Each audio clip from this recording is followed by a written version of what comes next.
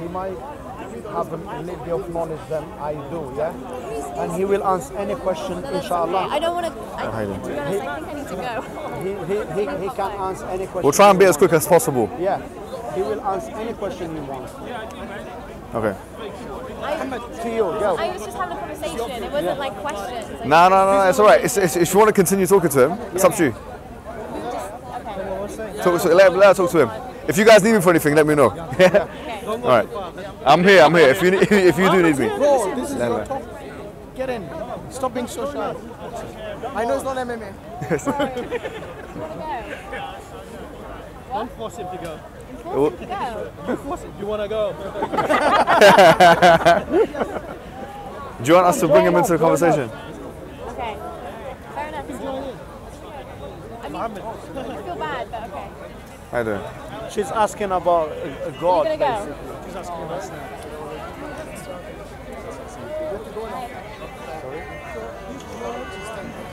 Sorry, go ahead. What was your question? Can I come in? No, we were just generally talking. Yeah. I'm. You talk quite. You're not that loud, so I'll hold you. What are you trying to do? Yeah, go on. I'm actually not religious. I have no belief in God. Yeah. I have belief in energy and present happiness. So living in the present, not aiming for a goal that is unreachable and unattainable and unknowledgeable. Yeah. So it's just really interesting just to...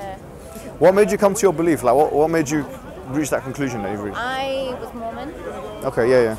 And I love the sense of community, but there was just something fabricated. It felt fabricated to me. It felt man-made. It felt non-believable. What part of it felt fabricated? That it doesn't relate to what I'm living in presently. Maybe that's just something selfish.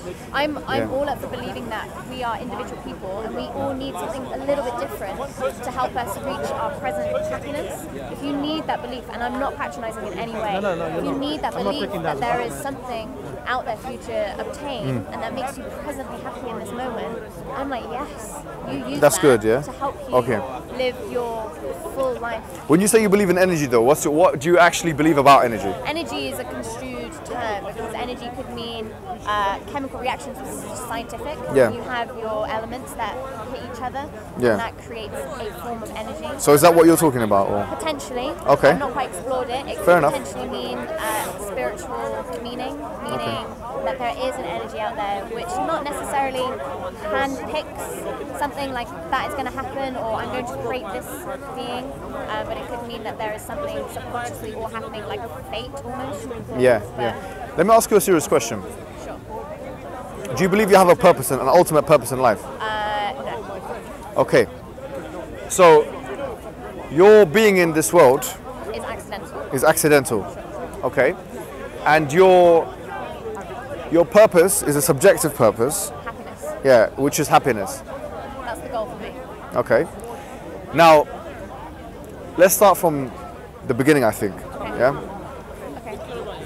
Yeah. Randomness, accidents.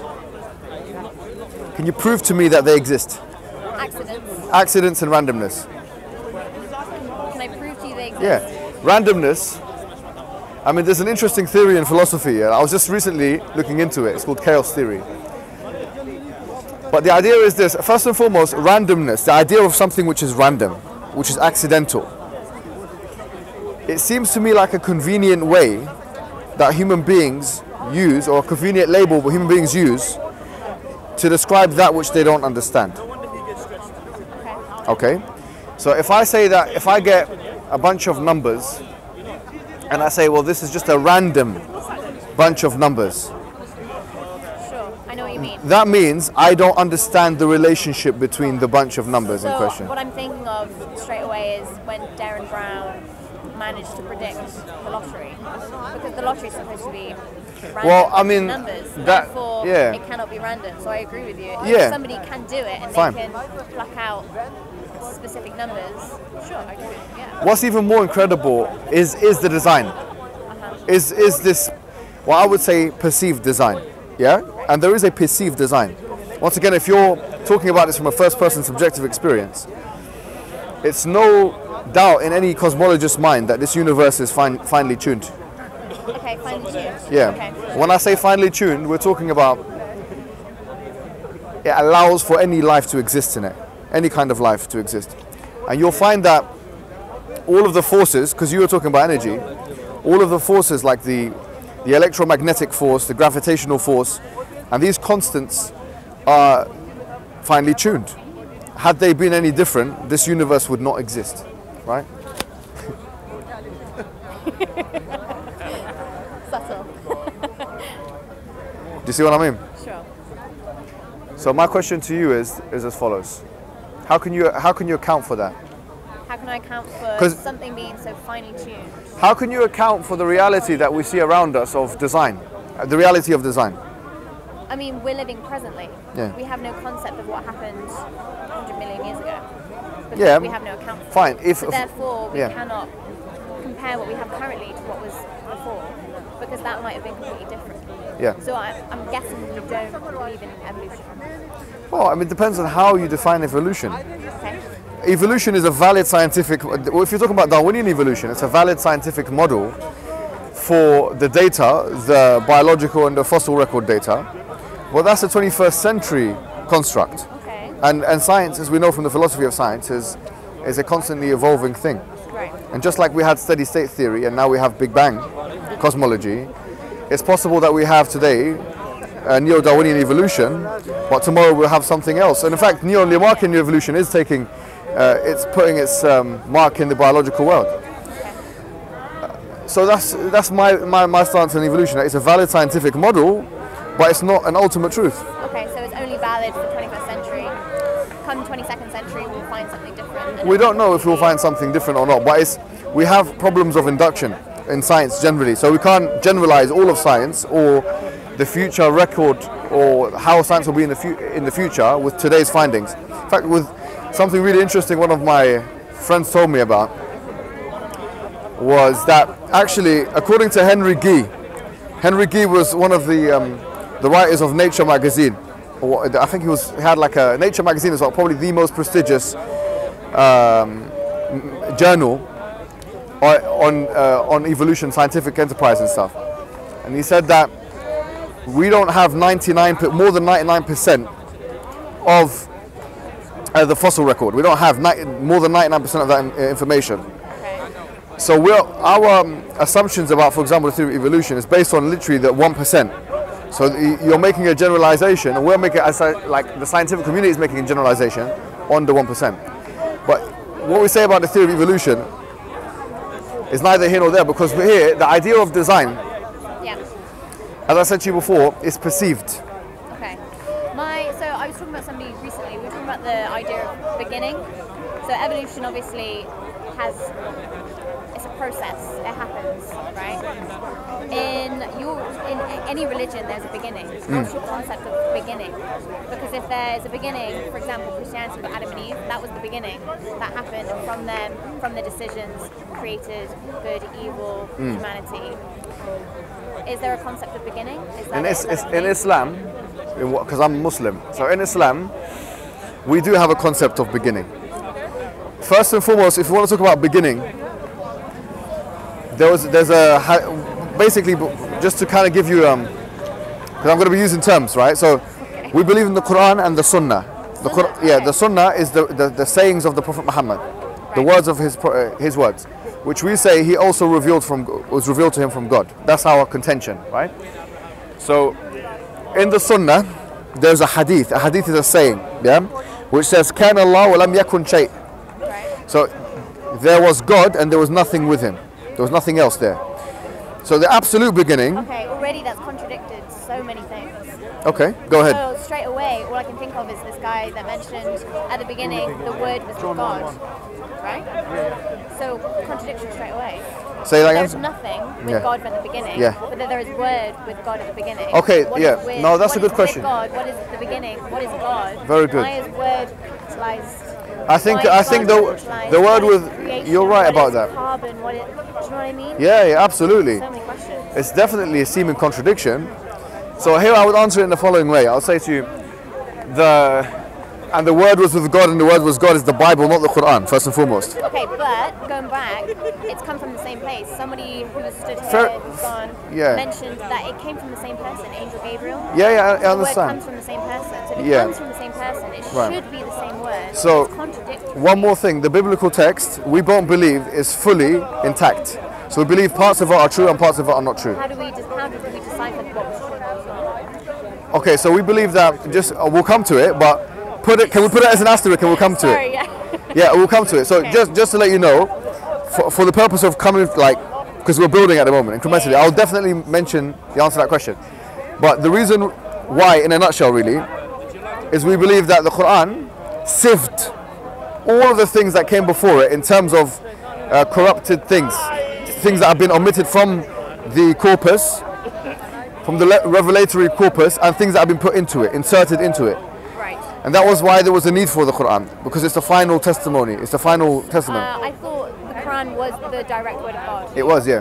It is, yeah. You said So it's sieved. no, so we're saying it sieves that which comes before.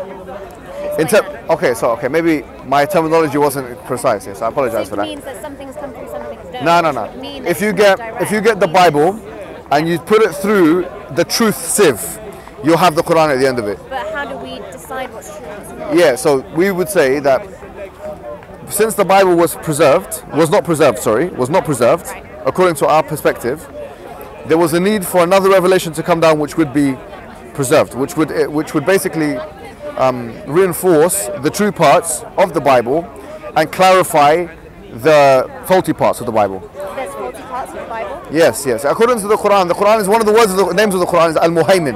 Wa Muhayminun alayhi. In chapter 5 of the Quran, somewhere in the 60th or 70 verses, it says that the Quran is a Muhaymin on the Bible or on the previous dispensation. So in other words, that which we have now of the Bible, you'll find in it things which are true and valid and things which are not. So that's the Islam position. This is the question that keeps happening. Yeah. How do we decide what's true and not? I think that's Yeah. what we need. That's the question. Definitely. Right. So let me go to your first question and then we'll come to that question, right? Because your first question was, what was the beginning? So You know what? I'm not even bothered about that question anymore. Really? I want to know why we decide what's true and what's not. okay, well, the answer to that question will link to this. So let me try and join both together, right?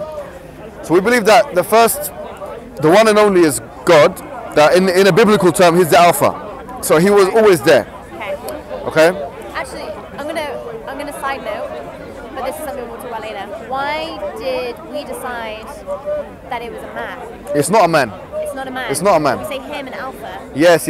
Alpha is a biblical term. I said this anyways. so it doesn't necessarily mean. It's not No. The word alpha, not alpha male. The word alpha, the alpha and omega. Alpha means the beginning, Right. Okay. right? Okay. Okay. No, you're absolutely right. God is genderless according to us, Interesting. Okay. right? So, in fact, in chapter 42 of the Quran, verse 10, it says, "Laysa kamithlihi shay'un wa huwa as-sami' al-basir," that there's nothing like him at all, and he is all seeing, all hearing. He.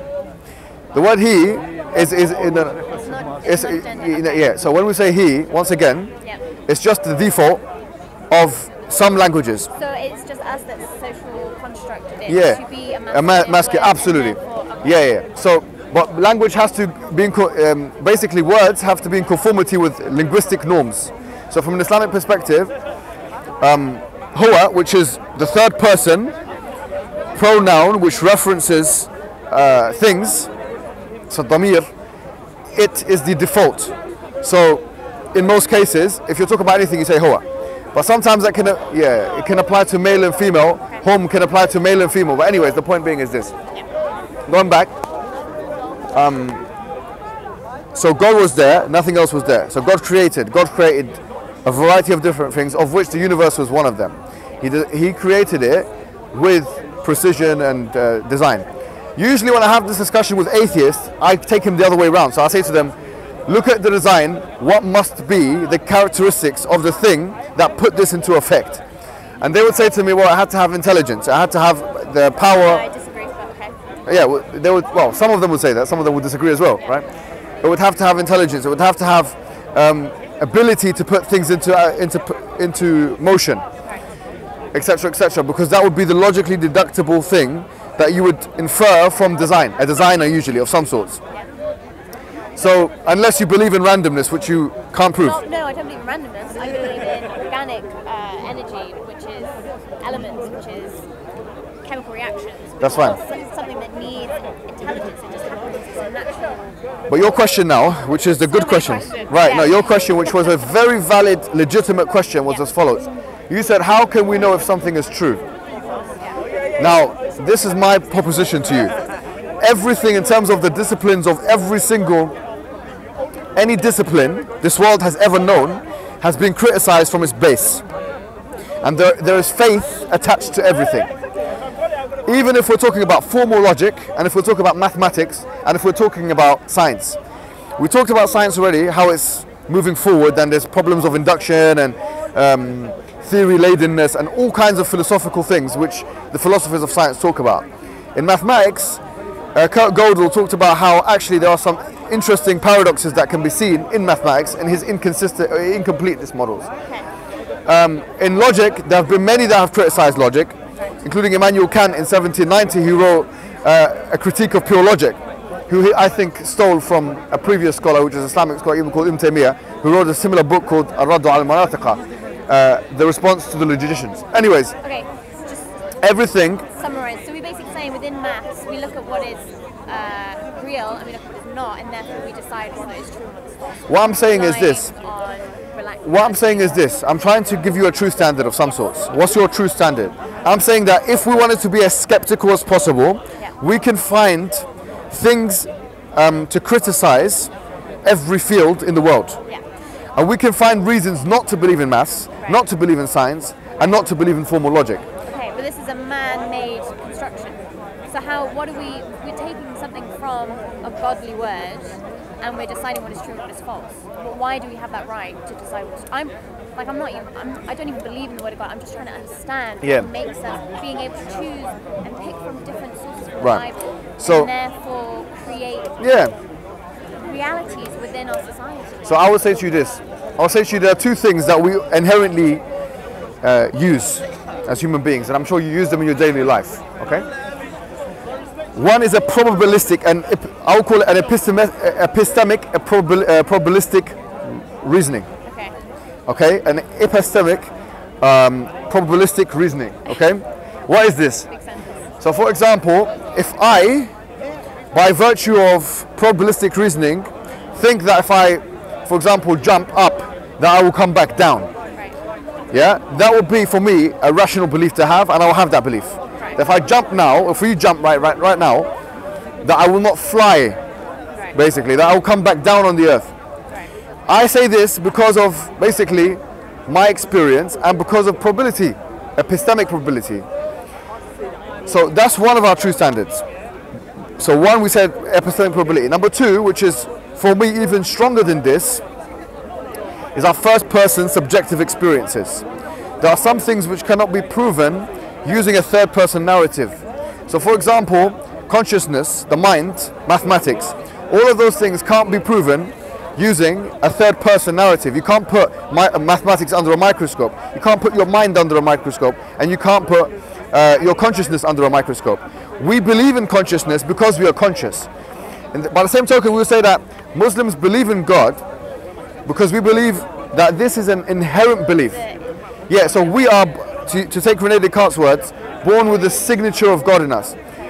And by the way, there is some sociological and anthropological work that's been done on this. Like, for example, in Oxford University, 2011, they said that human beings, and they've done a study on like children, like I don't know how many different countries, but it was a multi-million pound study that was done by Dr. Barrett, something Justin Barrett or something, is it Garrett or something? I can't remember his name. Point being is that they said doing this multidisciplinary kind of, using a multidisciplinary approach and doing this study, they said that human beings are inherently believing in a higher being, right? So the question is, how can we explain that? So we say this is explicable because of the first person subjective experience. The idea that there is a higher power and intelligence, that there is some kind of transcendent being that controls the affairs of the universe, is something which I would argue is we believe naturally until we're socialized to believe in otherwise. Right. Which is exactly what the Prophet told us. He says, I mean, it doesn't matter about the Prophet because we've already Right. established it's something Right. that we believe within, Right. from mind. Yes. And then social construct comes later. So what the prophets come to do from an Islamic perspective is just reinforce that which you already know, which is why the Quran is actually referred to, one of the names of the Quran is as dhikra. Dhikra or dhikr, sorry. Dhikr is basically a remembrance. So it's dhikr, it's a remembrance. It's there to remind you that which you already know. That's all that the Quranic, or I would even argue all the prophets came with. Prophets, and our narrative, our meta-narrative of religion, came to tell people to believe in the one God, worship in one God, submit your will to that one God. That way you'll be one with nature in that sense. And then after doing that, you can start doing things like giving and charity and following the guidelines of God as per that particular religion. Can we argue that this inner belief is just this natural spirituality that comes within? Again, going back to energy, understanding, consciousness, Yes. and then social construct comes later, and that's where religion comes in. Well, I mean, you could argue this. You could argue just about anything, right? But the point is, arguments are just words unless they're backed with evidences. And evidences have to be probabilistic and or first-person subjective in order for us to accept them. With the problem of the nature versus nurture debate, which is the debate in philosophy and also psychology, is actually that it's kind of like a double-edged sword because you can never reach the bottom of something. Feminists will come and say, look, pink is a social construct. Okay, pink for females is a social construct. Evolutionists, by the way, so I was reading some books that were saying that actually it's not a social construct because they say that when men were hunter-gathering and they came back, and then women were, sorry, he's not even a Muslim. Yeah, he's not. And so when they were cutting, like for example, they come with meat, and then women would usually cut up meat, and they see blood, so that would become part of their psyche. And I've seen weird things written about this, but the idea is, to what extent is something a social construct is a question that cannot be answered in a definitive way in most cases. In a definitive way in most cases. Right. In some cases you can, but in a definitive way it's very difficult. So for someone who's secular and anti-religious, they'll say, listen, religion is the opiate of the masses and it's a social construct. The religious person will say, actually religion is not a social construct, it's a divine thing. You have it, it's a spiritual first-person reality anyways, and then we have the arguments back and forth. So you can make an argument for or against, but you can never get to the bottom of it because I don't think you can reach that kind of definitiveness. That we can agree on. Yeah.